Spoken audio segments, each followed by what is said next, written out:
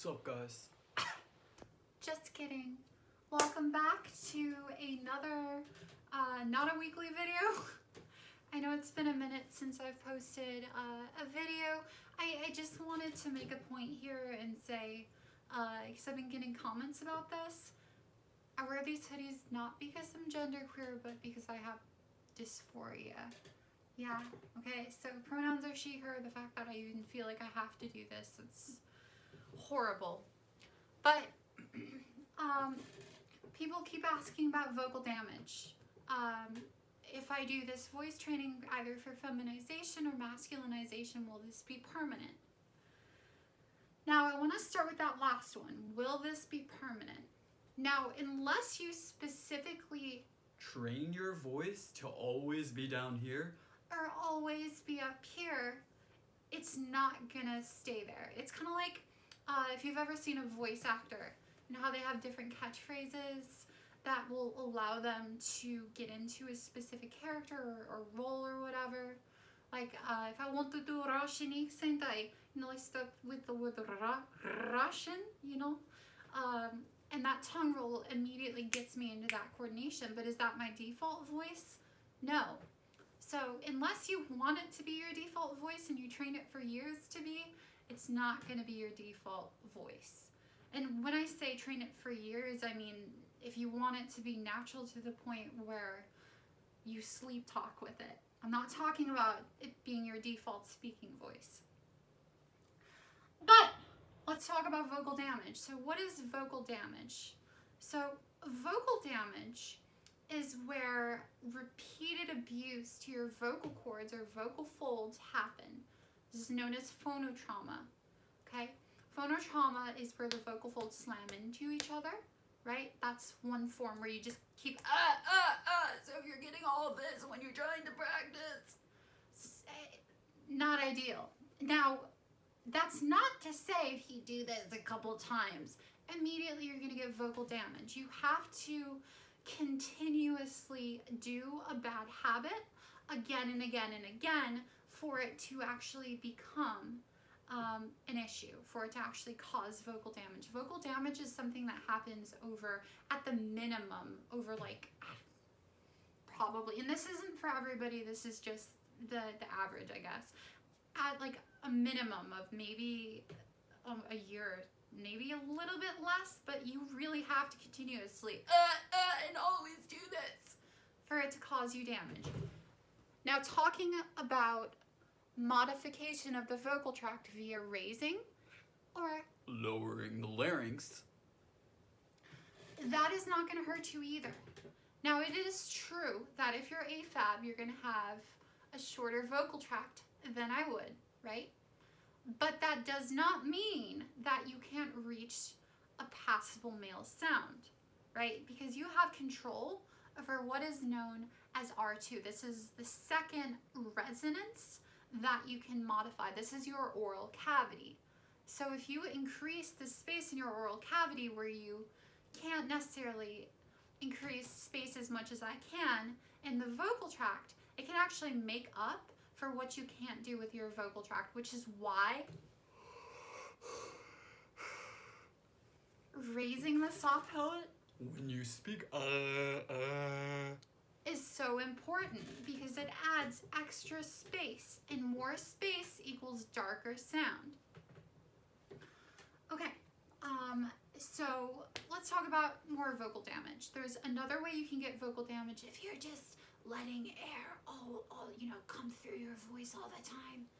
If you're blasting air, or flooding is what some people call it, to where you're pushing out more air than your vocal folds need to come together and phonate or create sound, whatever term you want to use.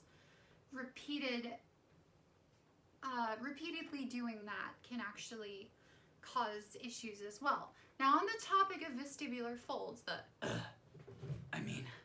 will they even know us like that? okay, so a lot of people are like, oh, that hurts. So the instinct whenever we get this kind of grunt is to, Oh my god, I'm gonna push! right? But with this, as I said before, it's kind of like marbles in your throat. really good for grunting and like if you want to do the whole Yagami Yado thing.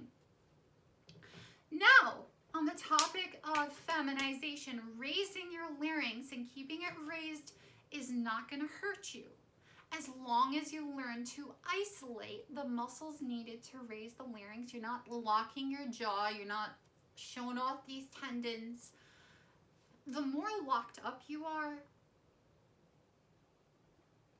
the more possibility of vocal damage, because what happens when you're locked up, it changes what's known as the pressure differential between what's called subglottal pressure, the pressure beneath your vocal folds, and then acoustic pressure, the pressure above your vocal folds. If that is continuously imbalanced, that can also lead to damage, okay? But for feminization students, you're doing the opposite. You're raising your larynx. It's not going to hurt you, okay? But if you're doing this, you're trying to keep it raised, you're really pushing. That is not healthy, okay? Something I recommend to a lot of my students is warming up. Let's talk about warm-ups. So I find the lip trill to be the most useful because it balances out subglottal pressure and acoustic pressure, right? Because you can't really make a lip trill and flood and sustain it. And flood means let a ton of air out unnecessarily, okay? So what I do, if you have a hard time getting started with the, you could do what I like to call a horse sigh. This is what I teach my students. We tap into our inner horse for this. So you're just gonna kind of let your head drop and, okay? Now we're gonna turn that into this. Now if you place your hand in front of your mouth when you're doing this,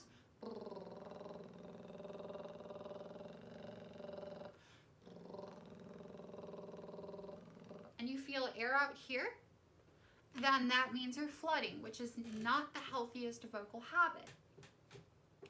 So warming up can be helpful. That's just warming up your vocal folds. You're not necessarily warming up you're not warming up your vocal tract, because you can't really do that. But that's why I have my students develop the two dynamics. And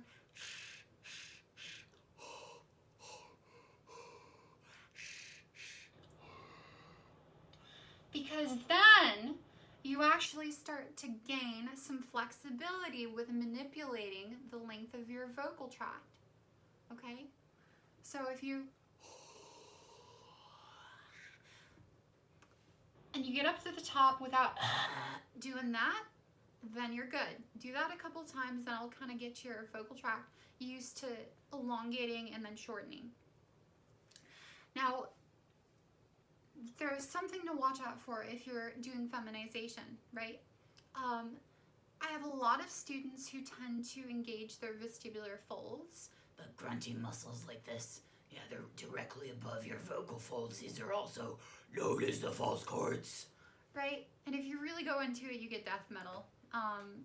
But something that I notice a lot of my students do with this whisper siren exercise that I designed originally. Sorry, L Sky, but I'm the original. You can see my video linked in the description from like 4 years ago. But if you do the whisper siren and you find that you're making that sound, or you're squeaking, doing that, then there's a really quick correction that you can do rather than getting louder, trying to push as you go up, because your ear is going to hear as like, oh, that's a high pitch. But in actuality, there is no fundamental pitch. My vocal folds are not phonating. Air is coming through the vocal tract and then out of my oral cavity, right? If you create a smaller space in the mouth and the vocal tract R1 and R2, you're going to get a higher sound of air, okay? That's not the same thing as actually being up, all right? It's not. So one of the things to do is disconnect from feeling like you have to push to go up. Rather, get quieter as you go up. And so this goes for those of you who are masculinizing too. Rather than we get quieter as we go down. So for we're not doing this. The second you do that, you're engaging extra muscles that you do not need to be engaging, which is, if done again and again and again and again, can actually lead to vocal damage. Like, comment, and subscribe. And I'm sorry I look like a hoodlum. I'm sorry I look rough, but the depression is bad. It's really bad. But, you know, I'm here because I want to give back to the community. I love you guys, and I really hope you have a wonderful day, and I hope this put your mind at ease, kind of.